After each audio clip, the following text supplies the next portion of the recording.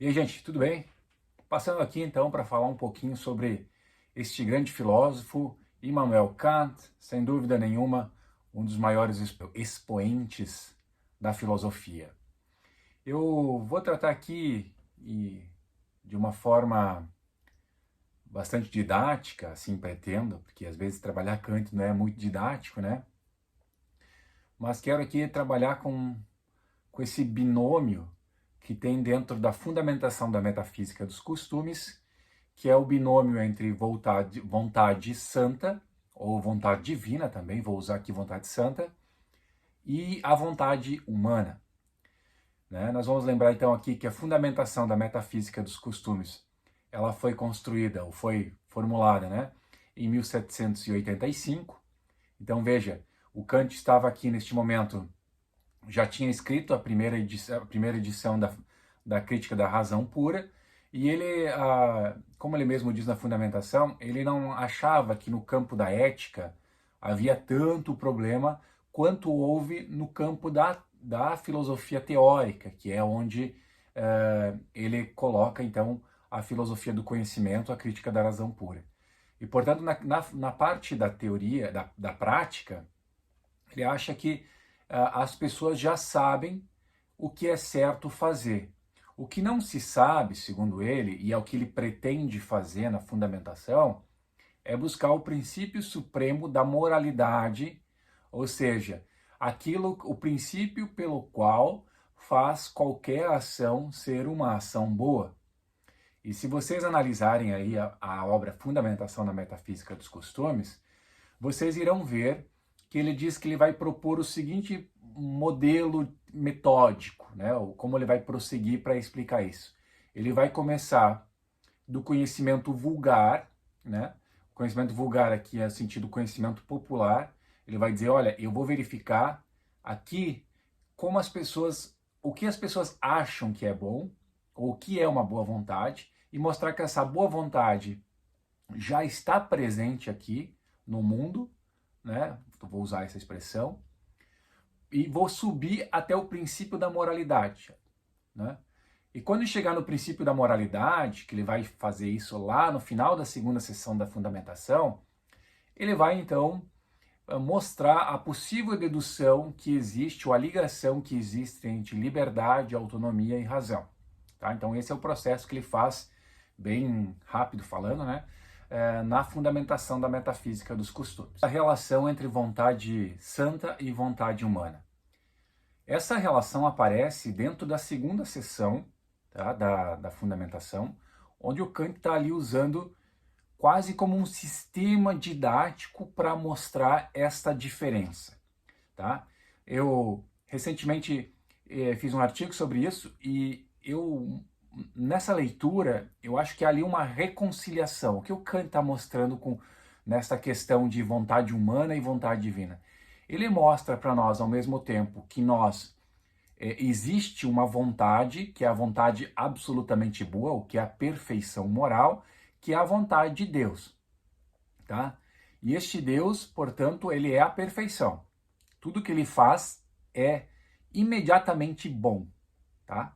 Então esse é o ponto. A vontade humana, ela está nessa, vamos dizer assim, como ele fala às vezes, nessa encruzilhada entre ceder às inclinações, né, as inclinações sejam elas do egoísmo, da autossatisfação, né, da felicidade, ou nós podemos ser determinados pelo imperativo categórico e pela razão. Então, sendo o agir moral, obviamente, só nesse determinado pela razão, pelo imperativo categórico. Bom, mas o Kant também mostra que a nossa vontade está acima da vontade dos animais que não são racionais. Então veja, nós estamos entre uma vontade animal e uma vontade divina. Este é o ponto interessante de se verificar. E o Kant está fazendo então esta análise, mostrando, vamos assim dizer, numa estrutura didática, o que falta na nossa vontade ou o que falta na nossa condição para que nós tenhamos uma vontade divina. Então o fato é, e que Kant obviamente sabe, embora ele está usando o método transcendental dele, né, fazendo sempre esses dualismos muito forte, né, ele vai tentando salvar a nossa liberdade, Ele vai, obviamente, dizer que a gente nunca vai chegar a ser Deus, porque também nunca saberemos de fato se algum ato que nós fizemos foi realmente um ato por dever. O Kant mesmo diz isso em inúmeras passagens, na religião, na fundamentação da metafísica dos costumes, na crítica da razão prática. Então ele fala isso em muitos lugares. Mas aqui a vontade santa, então, ela representa esse ideal, que eu chamei, usando um termo lá da crítica da razão prática, de arquétipo. Isso significa o quê?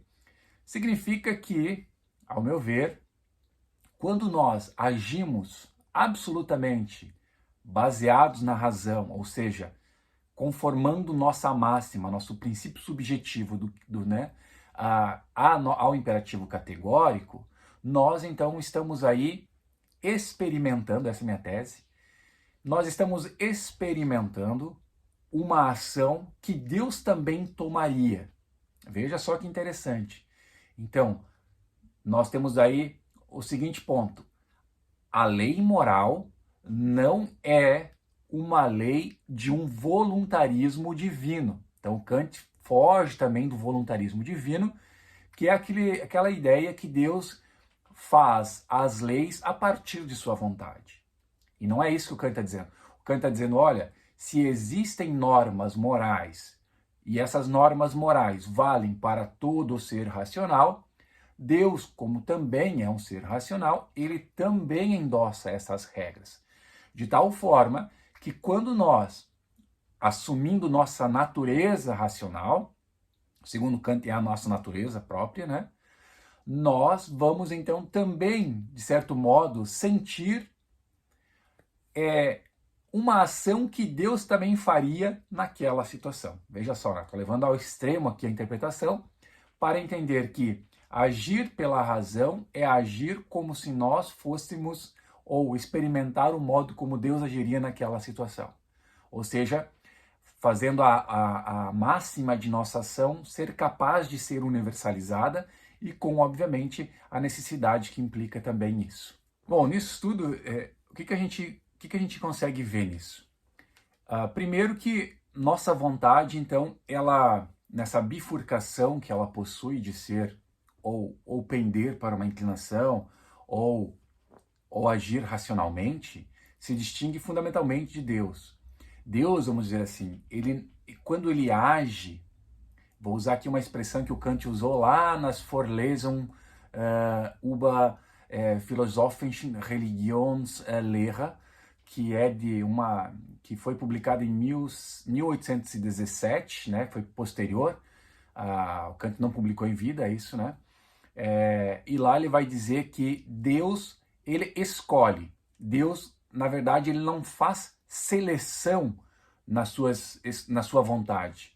O que isso quer dizer, em outras palavras? Quer dizer que Deus, ele não tem essa liberdade para escolher algo que não seja de acordo com uma vontade absolutamente boa. Isso é interessante porque, do nosso ponto de vista, nós entendemos que agir moralmente ou não agir moralmente faz parte de uma escolha livre.